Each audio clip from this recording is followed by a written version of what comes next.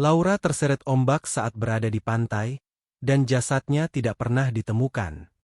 Tim SAR telah turun ke lokasi hilangnya Laura, tapi hasilnya nihil. Sampai berbulan-bulan kemudian, jasad Laura tetap tak tertemukan. Laura seperti lenyap tanpa bekas. Keluarga Laura curiga ada yang tidak beres dengan kematian Laura, tapi mereka tidak punya bukti apa-apa. Mereka hanya diberitahu bahwa Laura terseret ombak pantai, dan sejak itu Laura benar-benar hilang. Apa yang sebenarnya terjadi pada Laura? Kisah ini akan mengungkap latar belakangnya, dan selamat menyelami dunia misteri. Irwan jatuh cinta pada Laura sejak pandangan pertama. Mereka bertemu dan saling kenal saat melamar kerja di perusahaan yang sama.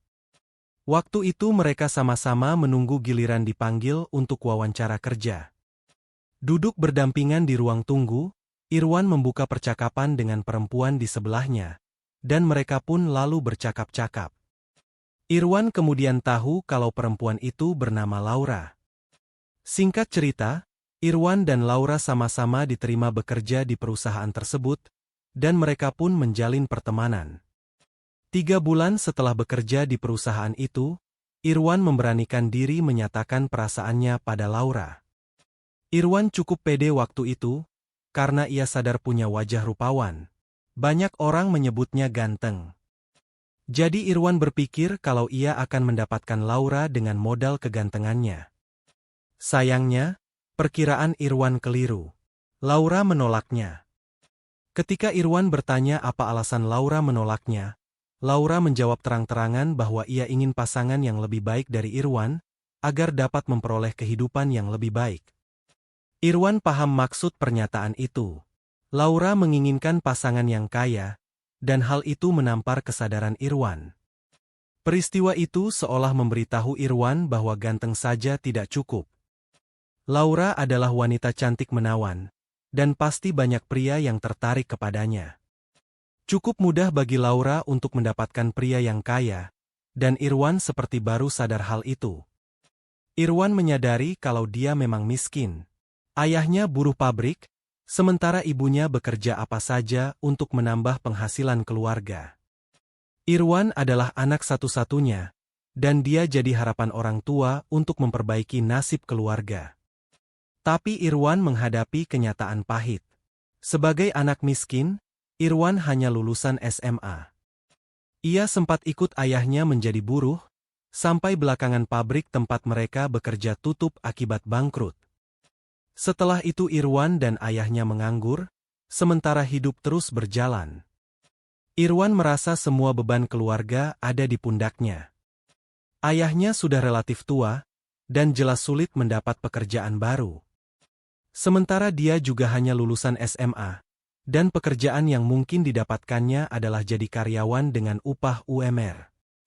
Tetapi, karena keadaan mengharuskan Irwan bergerak mencari pekerjaan, Irwan pun mencari lowongan ke sana kemari, sampai kemudian menemukan lowongan kerja di sebuah perusahaan.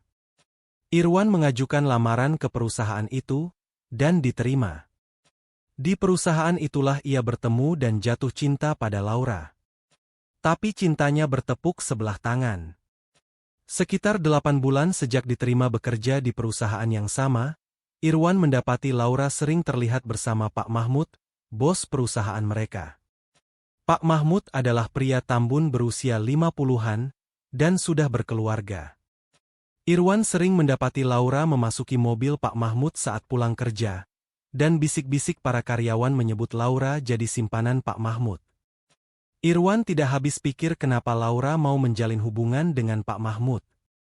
Tapi belakangan Irwan menyadari bahwa Laura menginginkan pasangan yang kaya. Laura sepertinya tidak peduli kalau pria itu berbadan tambun, sudah berusia 50-an, bahkan sudah berkeluarga. Bagi Laura, mungkin yang penting pria itu kaya.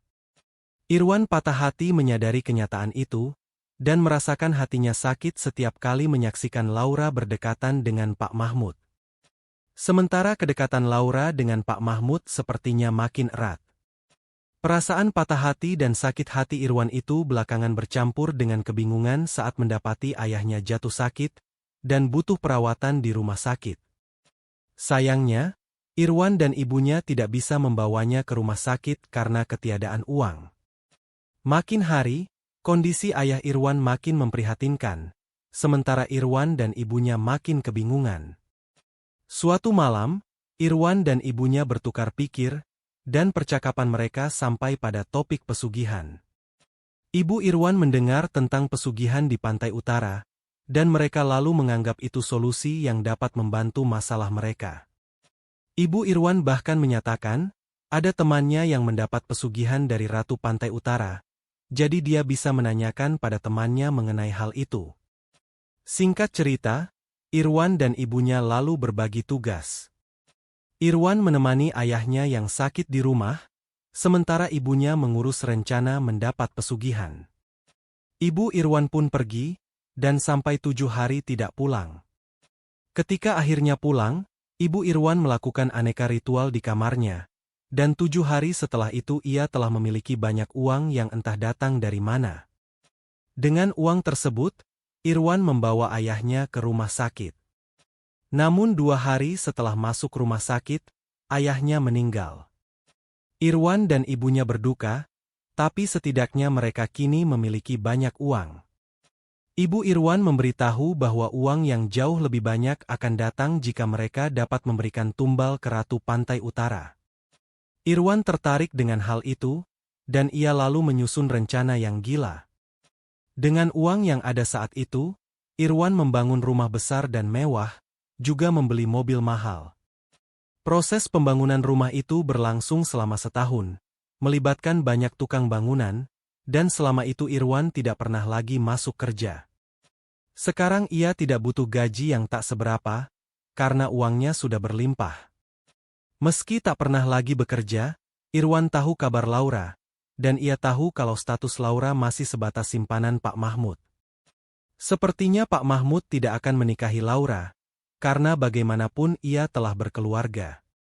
Setelah rumah mewahnya selesai dibangun, Irwan lalu datang ke rumah Laura, mengendarai mobilnya yang mahal. Penampilan Irwan waktu itu jauh berbeda dengan Irwan yang dulu jadi karyawan. Sekarang dia tampak seperti orang kaya, dengan pakaian mahal dan penampilan meyakinkan. Laura terkejut mendapati Irwan yang tiba-tiba muncul di rumahnya. Laura bertanya kenapa Irwan tidak terlihat di tempat kerja mereka sampai lama, dan lain-lain, dan Irwan telah menyiapkan jawabannya. Irwan mengatakan bahwa dia memang tidak lagi bekerja sebagai karyawan di tempat kerja mereka, karena ternyata ayahnya memiliki saham suatu perusahaan yang nilainya sangat besar. Irwan baru tahu kenyataan itu setelah ayahnya meninggal, dan sejak itu Irwan lalu jadi komisaris perusahaan yang sebagian sahamnya dimiliki ayah Irwan. Entah karena gaya Irwan yang meyakinkan atau karena penampilannya sekarang yang memukau, Laura percaya begitu saja pada ocehan Irwan. Singkat cerita, mereka lalu dekat dan menjalin hubungan. Belakangan, Irwan menyatakan bahwa dia masih mencintai Laura, dan berharap dapat menikah dengannya. Irwan menjanjikan, kalau kamu mau jadi istriku, kamu tidak perlu bekerja lagi. Laura percaya janji itu, karena ia telah diajak ke rumah Irwan yang besar dan mewah, juga telah melihat koleksi mobil Irwan yang mahal-mahal. Laura percaya sepenuhnya kalau Irwan yang sekarang adalah pria kaya raya, bukan karyawan berupah rendah. Jadi Laura pun menerima tawaran Irwan, dan meninggalkan Pak Mahmud yang selama ini cuma menjadikannya simpanan.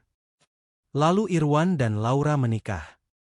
Sejak itu, seperti yang dijanjikan Irwan, Laura memang tidak perlu lagi bekerja. Ia bahkan tidak perlu melakukan apa-apa, karena semua tugas rumah tangga telah ditangani oleh para pembantu. Setiap bulan Irwan memberinya uang dalam jumlah banyak, dan yang perlu dilakukan Laura hanyalah shopping, membeli aneka hal yang ia inginkan. Di rumah, ia mengisi waktunya dengan bersantai bersama ibu mertuanya. Ibu Irwan, yang menjadi ibu mertua Laura, bernama Susilawati. Ia seorang wanita yang menyenangkan, dan Laura menyukainya. Laura dan ibu mertuanya pun sering keluar bersama, dari shopping sampai refreshing ke tempat-tempat liburan, khususnya ketika Irwan sedang di luar kota untuk mengurus pekerjaan. Bulan demi bulan terus berjalan, dan tanpa terasa pernikahan Laura dengan Irwan sudah mencapai 1 tahun. Suatu hari, Irwan mengajak Laura untuk berlibur ke pantai, bersama Susilawati. Laura langsung setuju, dan berangkatlah mereka ke pantai utara. Mereka menyewa villa yang ada di sana, dan menikmati hari-hari yang menyenangkan. Suatu pagi, saat suasana pantai masih sepi, Irwan mengajak Laura ke tepian pantai, sementara Susilawati mengikuti mereka. Laura mengira mereka akan menikmati debur ombak di pantai, dan nyatanya memang begitu. Ia berdiri di samping Irwan, sementara kaki-kaki mereka terbenam di dalam air sampai paha. Ombak sesekali datang, dan Laura tertawa-tawa menikmatinya. Lalu Irwan berkata, "Laura, saatnya sudah tiba." Laura tidak paham maksud Irwan.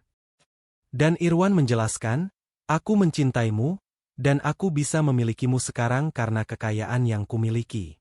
Sayangnya, kekayaan itu membutuhkan pembayaran, dan kini saatnya aku harus membayar." Laura masih tidak paham dengan maksud Irwan, tapi kemudian ombak besar datang menerpanya. Ombak itu menghantam tubuh Irwan dan Laura, tapi entah bagaimana ombak itu hanya menggulung tubuh Laura, lalu menariknya ke lautan. Irwan masih berdiri di tempatnya, menatap tempat Laura tenggelam, kemudian berbalik dan mendapati ibunya berdiri di belakangnya.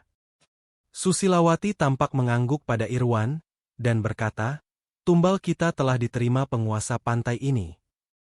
Mereka lalu meninggalkan pantai, dan melangkah kembali ke villa. Jangan lupa like, komen, share dan subscribe, agar tidak ketinggalan kisah-kisah misteri lain di channel ini. Sampai jumpa di video berikutnya.